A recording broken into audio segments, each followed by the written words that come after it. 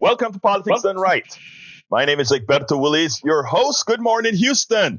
Good morning, Harris County. Good morning to the United States of America. Of course, good morning to Texas, which I got out of order. Good morning to the United States. And good morning to all over the world. Good morning to Louisiana. Good morning to East Texas. Bowman, everybody. Hey, we're going to have a great show for you today. This is for everybody. How art thou doing? It's a few days before La Navidad, the Christmas, or whatever you celebrate during the holidays. Anyhow, before I get started, I want to send it right back to our geniuses in the studio. Good morning, Genios. Oh, I am such a Grinch. I'll be so glad when this stuff is over with. You wouldn't believe it. Why are you a Grinch? I am the Grinch. My daughter's a Grinch too. What's wrong? What's wrong? What's wrong for Christmas, the Grinch?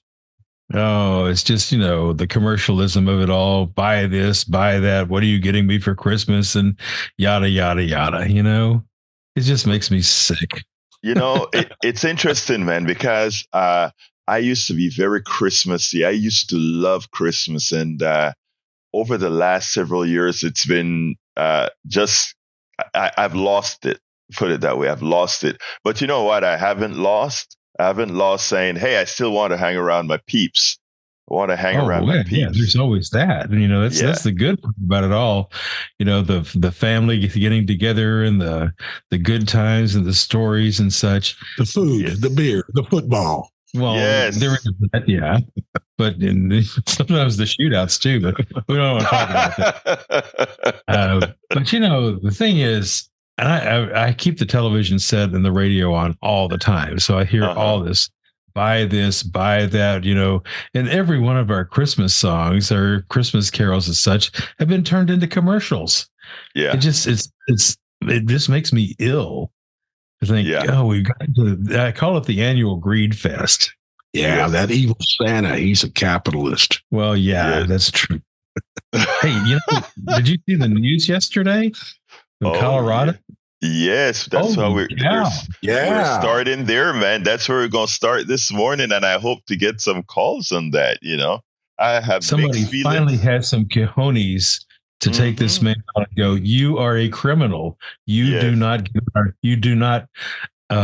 get voted for or get on the ballot in our state because you are a criminal. Yeah. And I was thinking, doesn't the presidential oath of office, doesn't he say defend, protect, in the Constitution? Yeah. Yes. Isn't that in there? Yeah. Then how does it not apply to the president's office? What clown thinks that doesn't apply to the president's office? Well, so go ahead. Yeah. The Supreme Court in Colorado showed some cojones. So let's see what the Supreme Court of the United States do next, but we'll see. Well, that they're neutered. They're neutered by the dollar. They got money problems, that too much of it in their hands, and it's co-opted. It's co-opted, co-opted by big business. Yeah, one state is going to fall after another saying no. Somebody finally had the cojones to go. The chutzpah, as the Jewish people would say, they had the chutzpah to go ahead and get this done and get it done right. Now, I think Jack has some wisdom for us before I pop off too much here. Well, it's the same subject of, I personally applaud the Colorado Supreme Court for disqualifying Donald Trump from running in their state election for president. This is truly a moral and constitutional action against an insurrectionist and a rapist. Now, Joe Biden is no saint. He works for the same moneyed interest that Trump does. He may be the lesser of two evils, but what I'd like to see is a dream team of progressive Democrats carry the torch of democracy.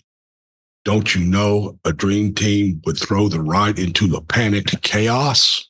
Well, that would be the hope that I would have too. Yes. But Yay, Colorado. Yay, chutzpah. Go for it.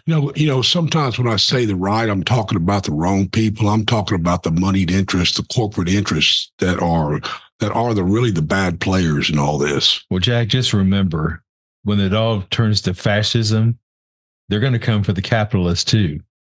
They're on the list. Yep. So when you buy a politician, you're buying a rat or a snake. So consider that. And we Mary Burko show again. No, I mean, listen, I look, let me tell you, this is how we start, and this is where we get the good ideas. And did you realize for the last 2 shows, you guys changed the confounded show, man? Just like I say, people can call in and change the show. Brother Jack and Brother Howard changed the show on me the last 2 days. But you know what? Well, that's what you should do, is not throw it to the control room. No. That's what I love. That's what I love. At least we're on the right topic. Yeah. Yeah. Listen, man, that is what it's all about. But to our great audience out there, I'm glad that Jack started out, and actually Howard started out today on the subject of Colorado. So let's go ahead and talk. The title of the show today is Trump was disqualified in Colorado. Will Biden change his tune after a terrible poll? The Colorado Supreme Court disqualified Trump from running in Colorado. We all know why. Biden's polls are tanking. Will he change his stance and bear hug of Benjamin Netanyahu and his genocide? Who knows? But let's get started here.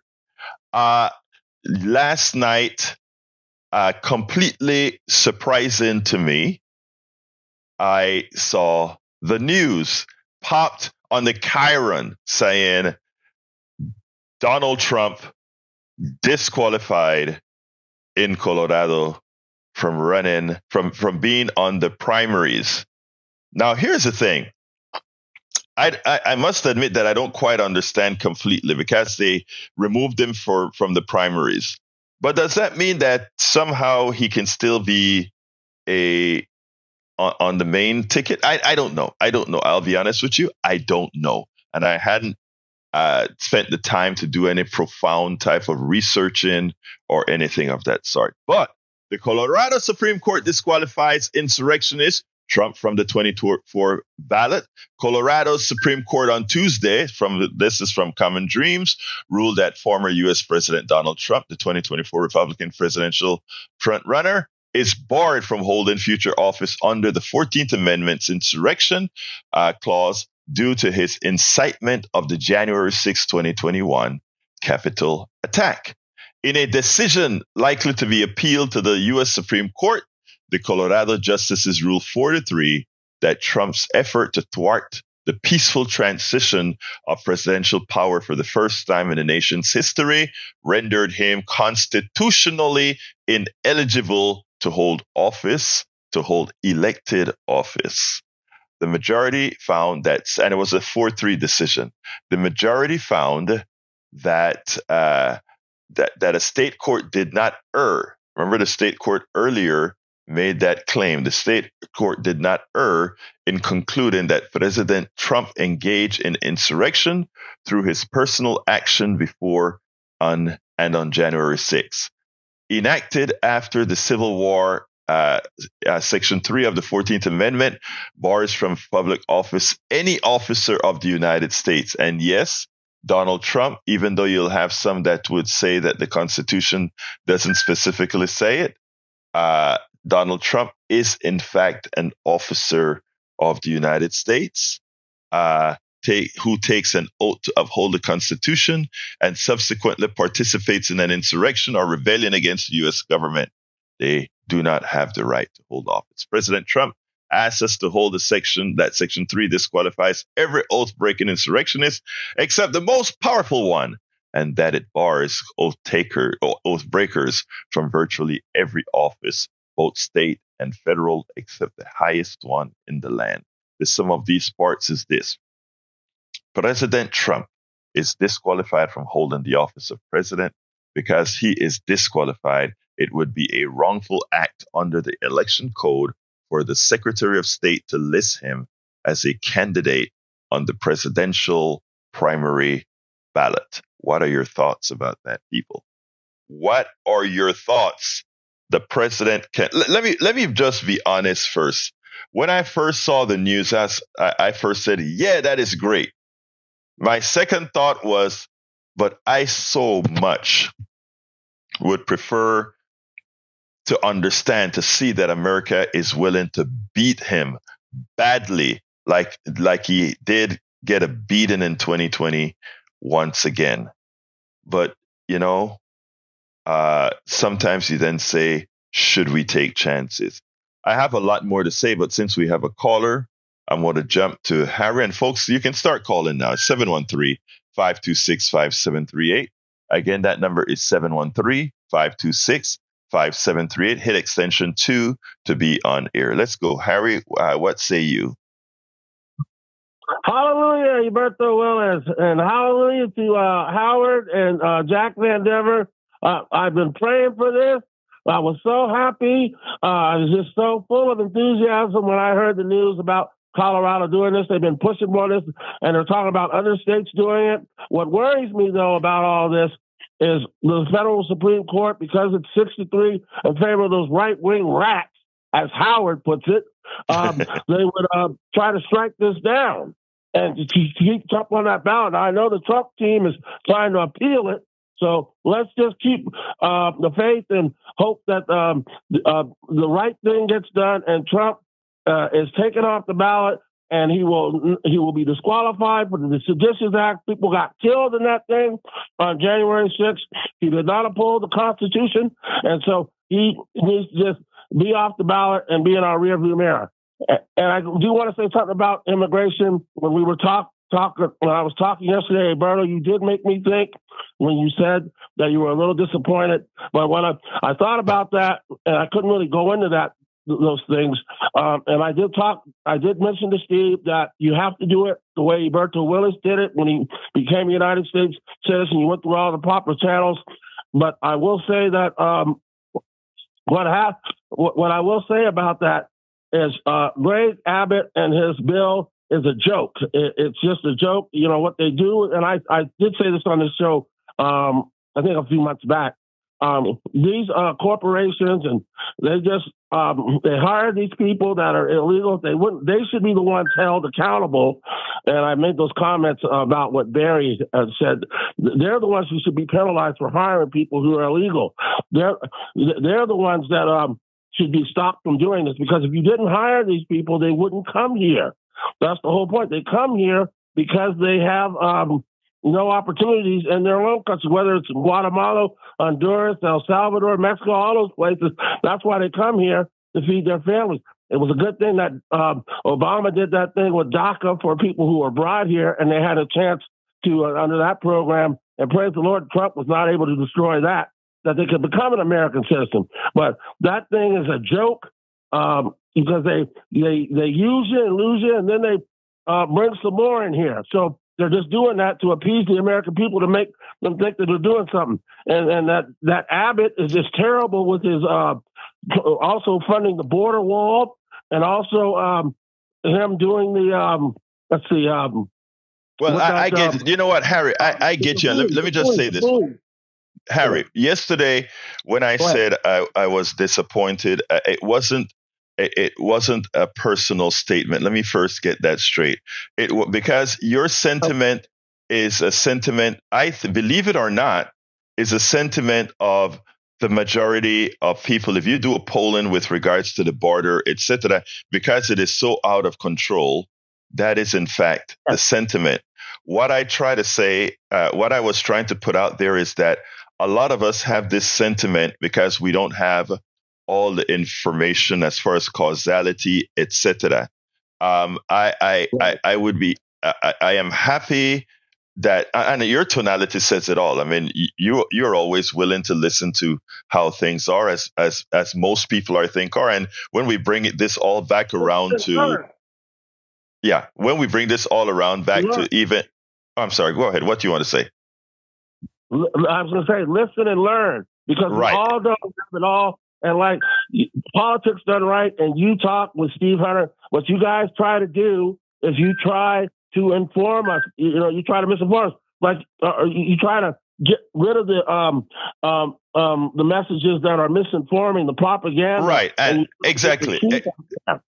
Thank you, Harry. And what I'm trying to, and you're correct. And what I must say is that it is our job, those of us who have a platform, right? Whatever that platform is, even if it's you on Facebook or you on Twitter that have a following base, it is the responsibility that you should have to those who have developed faith in you to get it right, right? And one of the things that I try to do is when I hear these stories, is not necessarily to say, well, Harry, I can't believe you say that. Now I don't like you anymore, Harry. No, it's not. That's not the case. No, we're all judged by the information we get and how it's presented. So I understand. And that's why I will continue to tell the stories about what's really going on as to why we have this flood at the border. And it doesn't start with these people being at the border or the coyotes or anything like that. It's a lot deeper. And when we understand it, we do better. But thank you so kindly, Harry, for being our consistent caller here to open the door. So you have a wonderful rest of your day, my brother. I like to listen to you because you clear things up and you get rid of the confusion. And when people are, like you said, about all the information, like you said, you try to clarify and clear that up to get people to think, and to help people in their thinking when maybe they're being led astray or they don't have all of us, and by the way, all of us, yours truly as well. I can be led astray if I don't keep up to speed with the thing. It applies to all of us. Thank you, Harry. I got to go to Johnny. Come on in, brother. Johnny, the mayor of Politics Done Right. How are you doing, Johnny? Well, I'll tell you the same thing I told Magic Jack a few seconds ago when he asked me how I was doing. I'm feeling like that Beatles song, I'm so tired. And then Harry had to call in and reminded me what he said yesterday about immigration. So here we go. It's going to be short and simple. And then I got to turn and go back to bed. Okay, immigration is part of the human condition. Immigration is part of the human condition. It's as American as apple pie and baseball and American foreign policy. I'm done. Thank you, Johnny. Have a wonderful day. And don't you go to sleep. You need to listen to Politics Done Right, brother. What are you talking about? Anyway, love you, Johnny. Let's go to Eugene. Come on in, Eugene. How are you doing this morning? How you doing, sir? I just want to tell you, I enjoy your program. I listen to it every morning. I'm a native Houstonian, law-abiding citizen. And about Trump, he needs to be either executed or put in prison, like with Trump. Like when you come across a venomous snake, how do you get rid of it? You get rid of the head. And as far as immigration, I live around in the area in Houston where there's a lot of migrants. And there's nothing wrong with those people. They come over here, they mind their own business. They want a job to support their families. Nothing wrong with that. It's been like going on for years, you know. And if there's a problem over there on the border, the problem is with the United States. They need to correct the process better. Eugene, you're a wise man. Thank you so kindly. Except I don't want to execute Brother Trump. I just want to throw him in jail because he's guilty. But Eugene, thank you so kindly for your call and your wise words. We're on the same page. Yes, sir. Thank you, my brother. Let's go to El Señor Augie. How is my brother Augie doing? Hey, Merry Christmas to everybody there. And, Merry Christmas, Augie. I heard about Howard. He was turning green, and now I understand he was becoming the Grinch. But this was a miracle there that with Colorado when things were going down and, and weren't feeling good. And then all of a sudden we had this miracle. And you were right earlier about the capitalists. The capitalists backed Hitler thinking they could control them. but little did they know what he had in plan for them. And with Israel, Netanyahu is Israel's Trump too, and hopefully they'll take care of him too. But anyway, Merry Christmas to all you guys and what you do. And you give us a lot to think, and thanks for spreading the word. Thank you very much, Augie. I appreciate. I hope you go ahead. I'm sorry. Yeah, and I can't wait to hear what you got to say tomorrow. Great. Look, brother, thank you very much. You are a great person, great supporter of our station and what we do. You have a wonderful day, Augie. All right, let's go to Alan. Alan, how you doing, Alan? Alan? Yes, because of fear of war and climate change, some of the bottlenecks of the world, the Straits of Hormuz, Suez Canal, and the Panama Canal, for various reasons, cargo ships are not able to get through. So you might want to comment with that. So all right, let me just say, I'd like to comment on that. Before you go, Alan, I want to comment about that. You remember with the pandemic, we had the supply chain problem that was inflicted by the pandemic and work stoppages around the world and all of that. It created a supply chain problem, had the problem with inflation. The mismanagement of Israel and the Israel-Hamas war has the same potential for the kind of traffic, and the traffic isn't going to, the bottleneck is not going to be the Panama Canal anymore, because the Panama Canal can now, except for the drought that I think is sort of getting alleviated, except for the drought, that's because we need the waters we need fresh water to move the ships from one sea to the next. But we created some new locks in Panama that can take some of these bigger ships. So the bottleneck that used to be there is no longer there between the two oceans. Now, the bottleneck that the Suez Canal I don't remember, Red Sea, it's a different story altogether. And that is a problem that could create this supply chain issue. And it should not have been if we hadn't jumped onto this just-in-time inventory crap that made a windfall for a one-time windfall for the corporatists. But I digress. The only reason we'll have that supply chain problem is because of these guys not having created a structure that built into the system these things that can occur. And number two, that Biden has completely screwed up the Israel-Hamas problem. Anyway, what else would you like to say, Alan? That's it. You covered it well. So I'll throw this baby out with the bathwater. Thank you, my brother. You have a wonderful rest of your day and happy holidays to you, sir. Anyway, folks, getting back onto the subject of, look, we all know in election number 1, 2016 for Donald Trump, he got beat by 3 million votes. That's a substantial number. In election number 2, oh, wait a minute, though. And even though he got beat in 2016, he won by about 80,000 votes in the states where he needed to win. In 2020, Donald Trump lost, but he lost by a much larger percentage of votes. I think it was near 8 million, but I know for sure 7 million plus votes he lost by. A huge number, but he only lost the election by 40,000 votes. Welcome aboard, Eric Hayes. No, I'm not denying the election result when Donald Trump won. I don't think I ever denied it. I said there were issues with the election because of propaganda that came from Russia and other places, and all of that has been proven factually. But hey, Hillary could have done the same thing. Facebook offered Hillary the ability to do to put a person in her office who understood the Facebook algorithms, etc. And with her cockiness, or I should say not her cockiness, but her campaign's cockiness.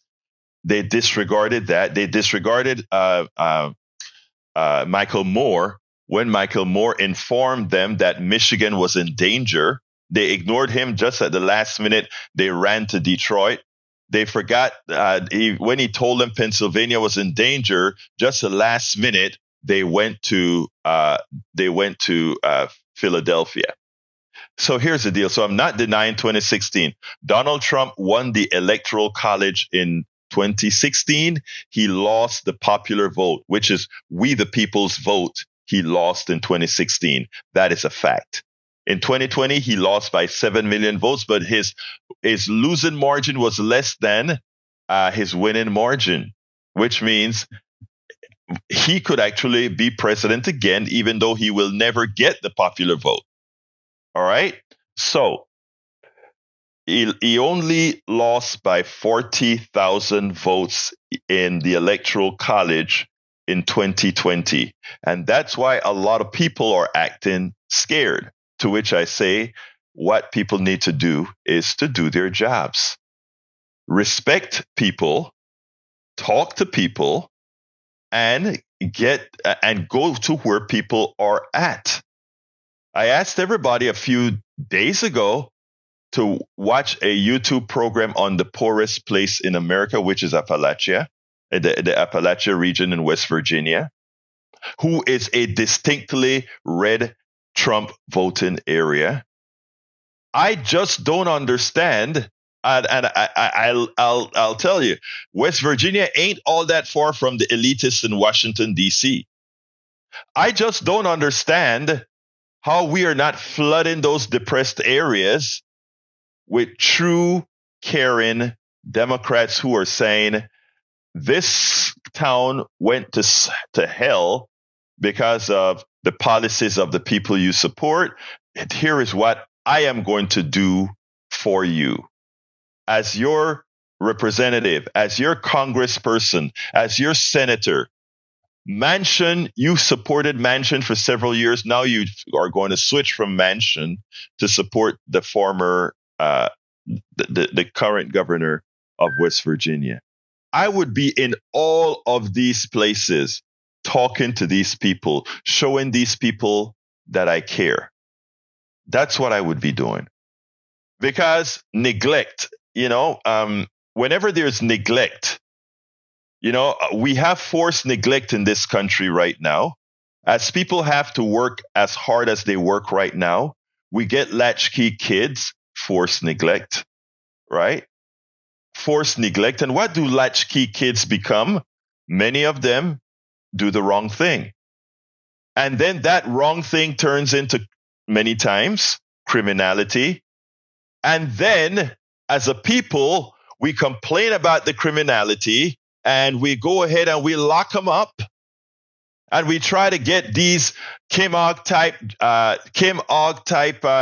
district attorneys that they're law and order and they're going to lock them up and they're going, I don't see them taking that stance with Donald Trump, who finally a court got some cojones to do something about. The biggest criminal in our country right now is Donald Trump. He's not suffering the consequences. But we want to lock up those poor kids who are latchkey because of the policies that those on the right, Republicans and neoliberal Democrats, because of the policies they support. Right? All of these things are tied in together, my friends. This is when I switch in this way, none of this is off subject. All of these things are intertwined. And America is about to potentially give Donald Trump a second look because they are so frustrated with what they perceive as the failures of Biden. And by the way, I got to say this. I disagree with Biden on Israel. But economically speaking, even as the stuff hasn't trickled down, based on what we had done so far, Biden was the best between those two to run. His economy is solid. I am sorry. The economy, based on the capitalist structure of any neoliberal, is as good as it's going to get under this type of system. Understand that. We decided as a country that we wanted the person that's more in the middle, right? That's what we wanted at the time that we elected Biden by 7 million votes. And for the most part, Biden has come through it quite a bit for those of us who are progressives who understand the things that people say that they want. But people, as they say the things that they want, the policies that they want, too often they don't realize who is actually going to give them that policy that they want, which in general are progressives. So they elect the Bidens. And again, I was not a fan of Biden. I voted for Biden. If Biden is a candidate again, I will vote for Biden again. And I will advise everybody to vote for Biden again, if that's a choice. I would love to have another choice, but if that is the choice, that's who I will vote for. I'm just saying that's who I will vote for. I can't tell you how to vote on these channels, but I can tell you that's who I'm going to vote for and who I think others, if they're looking for the policies that support them, would likely want to support. Now, Donald Trump, as Colorado did the right thing constitutionally, I am of mixed feelings, because I think Donald Trump's people would do well to see him beat badly. And I mean beat badly, but to do so, there has to be a movement, an ongoing movement, not of retribution of those who support Donald Trump, but a movement of engaging all Americans, including those who engage Donald Trump. Ray called yesterday to my 3:00 show, and Ray had the most profound statement when he said, even my family are reluctant voters. He said, Egberto, you're always saying, let's go ahead and work to get the right to vote. But we got to get to everybody. You listen to what Brother Howard says all the time. We got to get people voting, and we have to get people voting their interests. But what Ray pointed out on the 3:00 show is that we are so apathetic right now that we think we can't make a difference. We're so apathetic. We don't think we can make a difference. And then he said something that was even worse. There are a group of people here who would not vote for, wouldn't spend the time or their energy to go out to vote and vote for Biden. They would not spend their energy or time to vote for Trump because they know Trump is no good. They know Trump is evil. They know Trump is a traitor. They know all of that. But here's what they also believe. They believe that it doesn't matter if Trump comes in as a fascist because their life, their well-being, their economic situation will not be different. And to some extent, I remember being in Arizona and speaking to a few group of folks out there, and they threw their hands up in the air and they said, why? It doesn't matter. If he's a fascist, they do their fascist thing with their people. I'm still having to get up, work 80 hours a week, buy expensive food, and take it to my family. I still have to do that. Why expend the effort and to do it? And when Ray started to say all of that, I recalled I was doing some canvassing in the Latino communities behind the football, the soccer stadium. I said football because in Panama, football is soccer, but the soccer stadium. And I was doing some canvassing in those areas out there. And most of the Latinos would be telling me, it doesn't really matter. We don't vote, this and that. And especially my Mexican Latinos, my Colombian Latinos. A lot of the other Latinos, they were going to come out and vote, but these others weren't going to vote. And I saw the thread, right? And the thread was, most of these guys weren't going to vote. And most of the Latinos that I saw there that were strong about voting were Republicans. And in fact, one of them kicked me off his yard.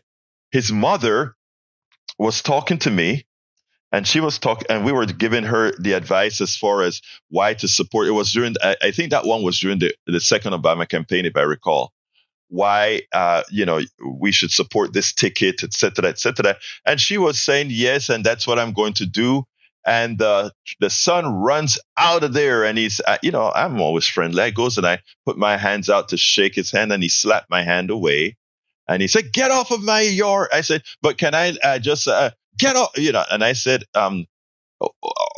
sir, can I? And then he said, I'm a Republican. And, and he just started calling the right-wing phraseology. And I'm looking at his living condition and where he works. And I just looked at him and I said, why? And he ran me off of his yard before I got a chance to have a good conversation. So there's that as well. But what we got to do, folks, what we have to do is continue the engagement, because what Ray called in and said is for all of those who think, I'm not talking about the Latino guy that just said, I'm a Republican, even though his mother thought otherwise. The most important folks are the ones that Ray spoke about. The ones that said, it doesn't make a difference what the political system is in my life, because that's dangerous. And why is that dangerous? Because he's right about one thing. If he is satisfied to just live, to just go to work and exist and bring home food for his family and nothing else, all the powers that be, the capitalists that be, the fascists that be, they're living on a different plane. And he's right. He will continue living his life of hard work, little to look forward to, but there's all there is to it. To which I say, and which I told Ray, that is who we have to get to. We have to let these folks understand that they can make a difference.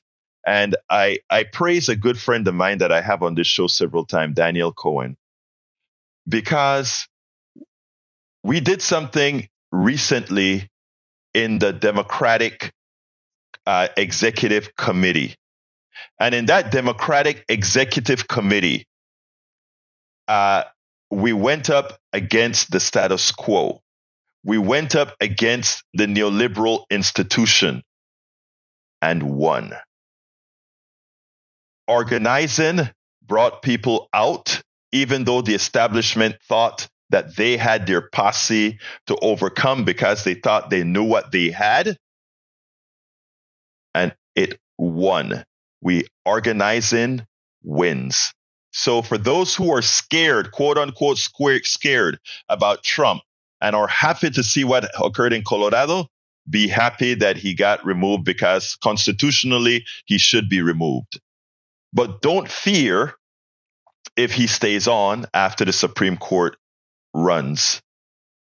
Don't fear. Because if we go out there and do the job and show people that their vote matters, like Brother Cohen organized to get the vote to matter and show that it can matter. Your vote matters. Marlene, good morning. How are you doing this morning? Hey, good morning. I just love this program about voting because it's so important. And I'm willing to bet that the majority of people that vote, it's a generational thing. I remember, I'm 63, and I remember as a child, my parents taking me to vote. I have 6 daughters. They all vote. I am currently raising 2 grandchildren. And the last area election, this past, we went early voted. They have to come with me because this is important. I want you to meet the people. I want you to be comfortable going in there, giving your name, whatever it is. If you have questions, I have questions that I ask, and I want them to know the process. And this is what we do as a citizen. This is our right. Don't let anybody take that right away from you. So I really enjoy your program talking about voting. Thank you so kind of Marlene. And Marlene, you are exactly what all of us should be doing. And let me just tell you that my daughter is 32 now, and she's living at home right now because she's recovering from a stroke. And we go out there, stroke leg and all. We go out there and we jump into the car and I take her out there and we go out there and we vote. And, we put that sticker on her forehead and, she goes in there, walk into the machine and does her thing, Right. So, well, some questions. I have a few daughters that are teachers, and so during the past election with the bond issue for them, I called and talked to them, and they're more informed than I used to be. More, they would call and ask me. Now I call and ask them. Doesn't that feel good though? It does. And people that I work with, questions, I'm like, well, you don't have to go on. And I reached out to my daughters and I just encourage, and I don't care how you vote, because I do believe that once you get in there and you see the process, that you get more in tune, and then you want to know what the things are, what are the issues so I do believe that, everybody should vote. And right now the big monster is Taylor Swift, because she registered all these young people, so they're Republicans are just hating on her. And I'm like, really? Everybody, you should be encouraging everybody. If you have a program to stand on, you have issues that are important, people are going to vote for you. If you don't have them, then maybe you need to change. Exactly. And, and like I said, and all of us have a job to do, Marlene. You're doing your job. All of us have a job to do. And that is, when somebody tells you I don't vote because or whatever, just never let it stay there. And you don't have to be disrespectful about it. You just have to go ahead and talk to the folks. And you know what? It's so funny, Marlene, a lot of times you have a conversation with somebody and they leave the conversation and you are of the belief that you didn't get to them.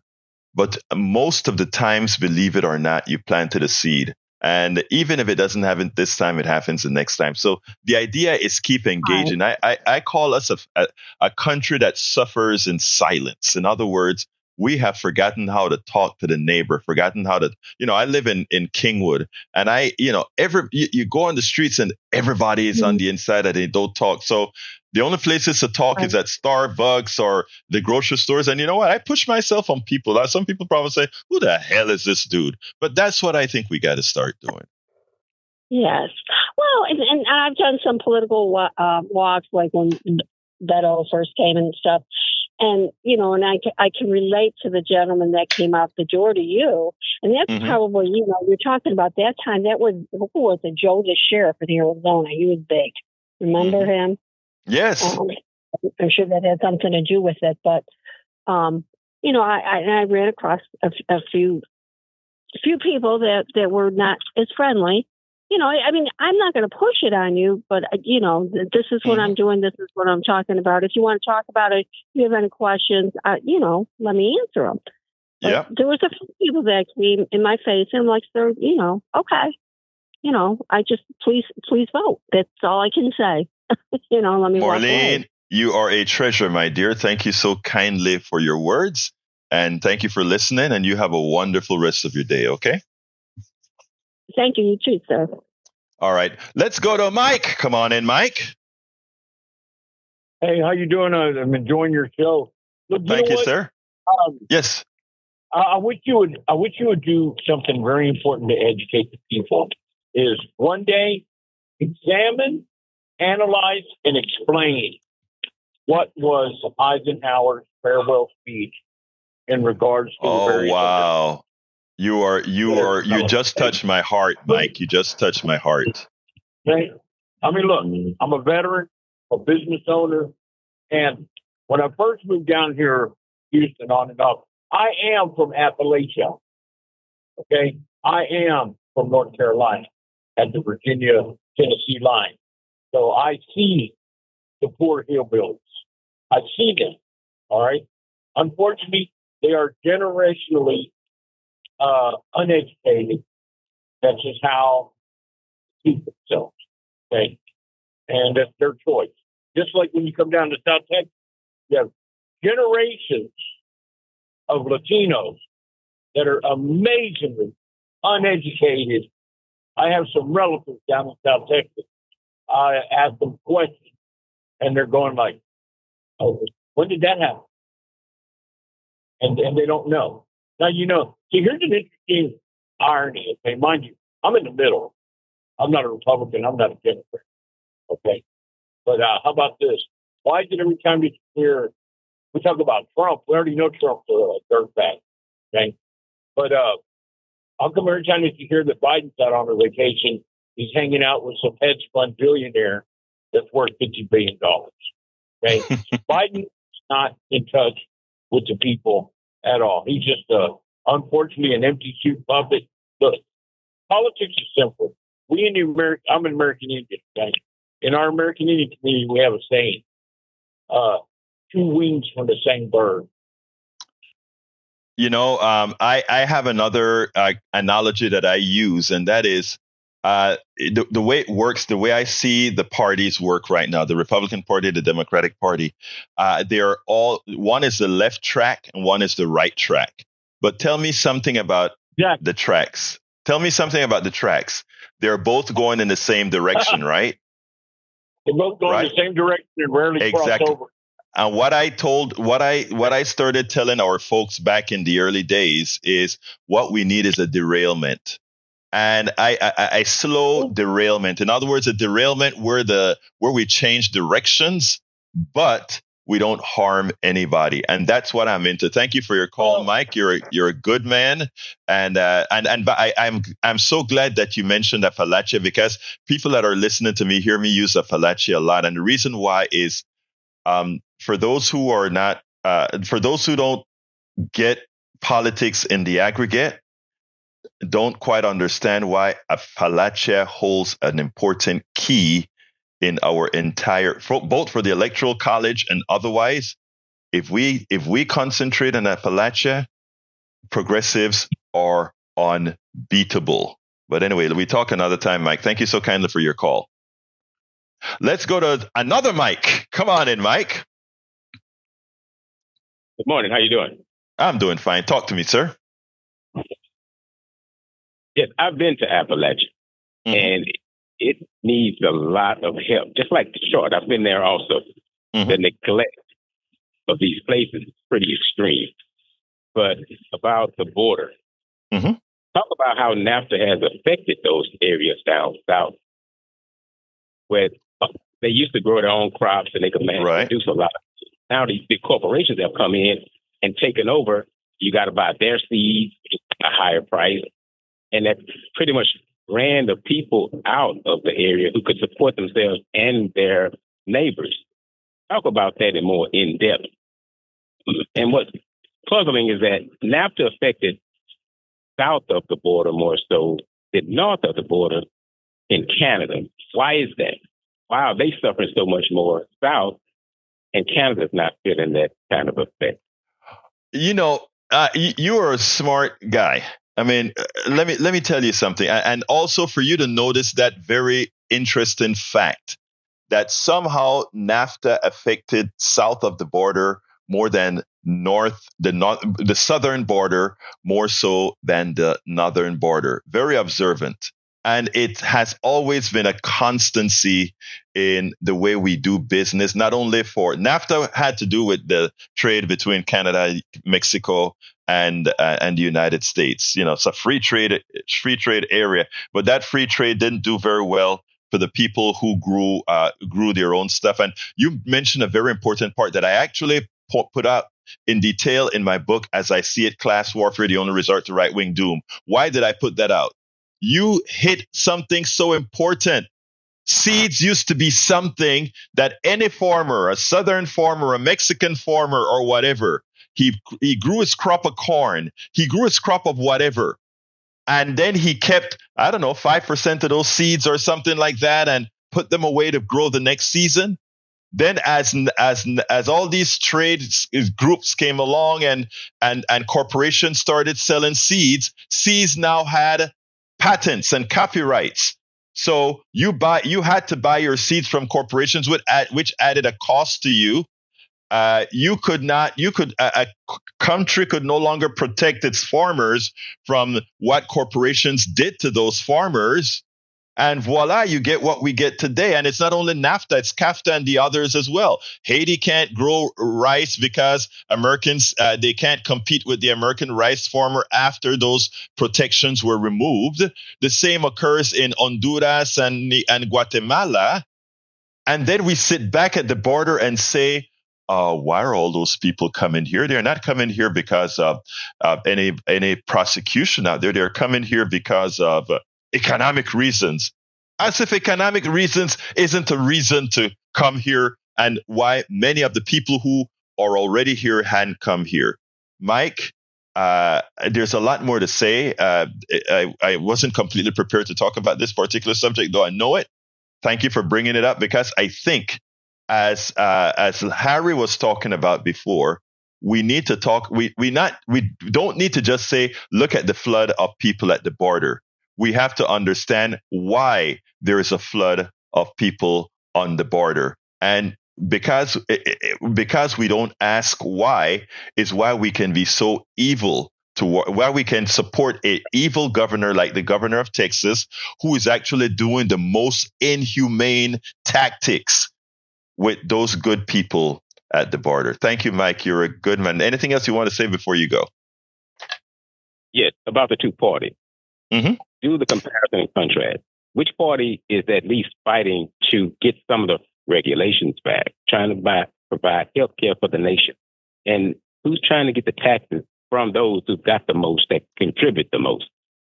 Who's trying to do at least those three things compared to the party that's objecting to any and everything that's going to benefit the country? Also, one other thing.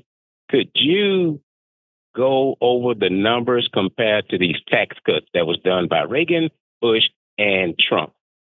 How much money is no longer in the Treasury if those tax breaks hadn't been enacted? I just read that number.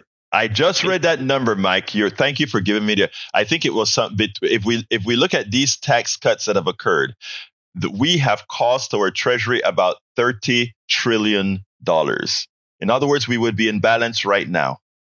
Okay, we would be in balance right now, absent the tax cuts that Reagan, Bush, and Trump in his little 4 years did $2 trillion in tax cuts. But I tell you, worse, right?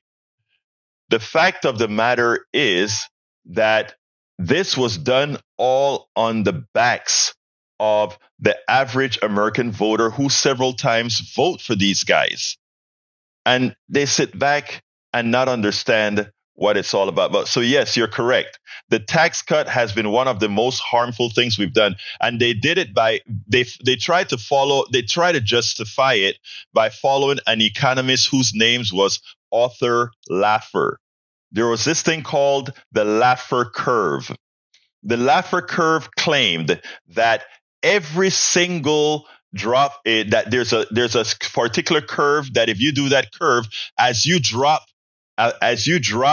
taxes, you got more economic activity. It was written on a piece of Kleenex. It's the biggest lie we've ever had to live with.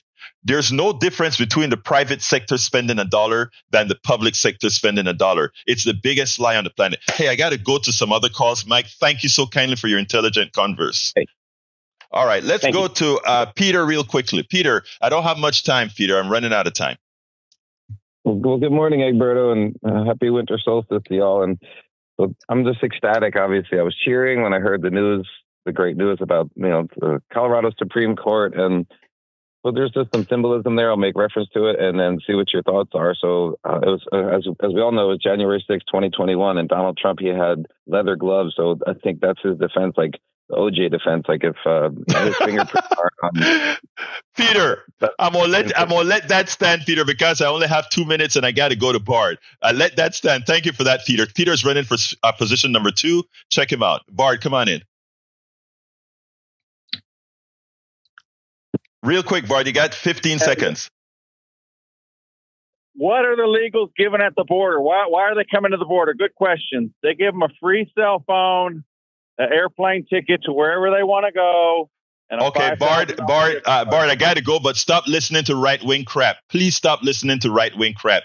That's not true. That's not true. I gave you the reasons what's happening at the border. We can talk about that another day. Let's go to Roberto. Come on in, Roberto, number 3. Buenos dias. Until we get rid of the electoral college, yes, sir. Popular vote is never going to stand. Yes. Go ahead, Roberto. Yes, I'm saying until we get rid of this electoral college stuff, the popular vote is never going to be heard.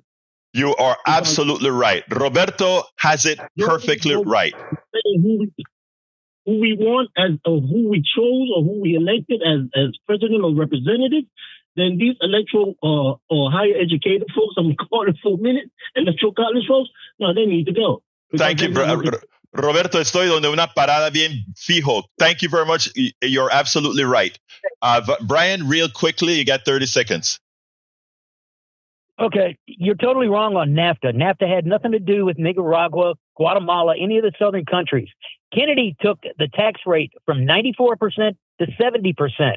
That spurred economic growth. Look it up. Yes, there's a big problem in the southern border. A big problem. And thank you, Brian. Got to go, Brian. Got to go. I didn't bring Nicaragua and Guatemala in about NAFTA. I brought it in for other treaties as well. Anyway, let's pass it on to our studio. Alrighty then. I have nothing for you, but Jack has some wisdom here.